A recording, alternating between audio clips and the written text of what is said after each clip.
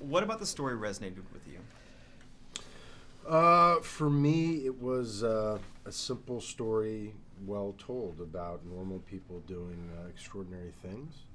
And I love the idea of Bernie Weber being someone who was just as scared as any one of us would be encountering this kind of situation, but someone whose will was greater than his own fear, and he was able to do some extraordinary things on this day in question.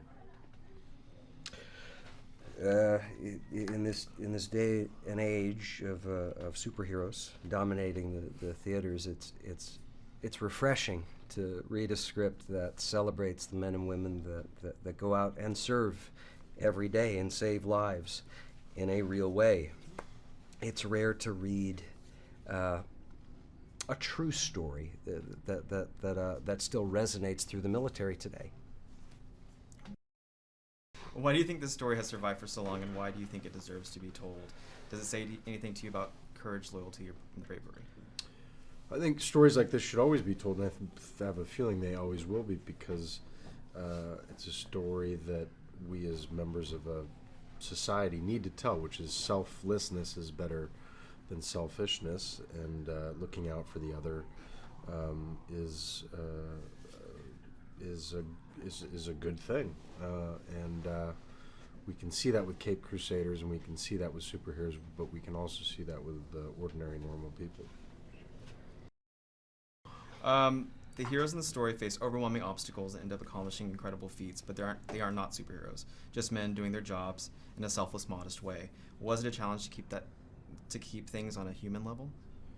No, that's the beauty of this story, is that it's about fellows that are doing their job. They're not looking for a pat on the back or a selfie, or they're doing it because it's their job and it's their duty.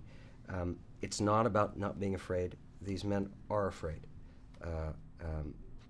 Being a hero is doing the thing that scares you because it's the right thing, and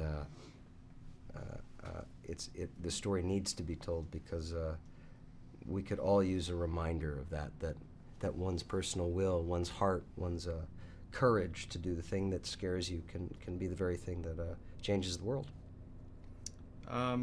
Has this experience given you a greater appreciation for the work the men and the women of the U.S. Coast Guard do on a daily basis? How did the story influence your perception? Yes, of course it did. How could it not? This happens to be a story that took place in the middle of last century, but this is also a story that could very well take place now. These men and women on a daily basis put their lives on the line for the sake of other people, and anytime we can hear that story, the better. And what a great opportunity and what a privilege for us as actors to encounter people that don't play make-believe every day, but actually encounter the rough realities of what this world can offer. All right. Thank you, guys. Thank you Thanks so much. Nice to meet you guys.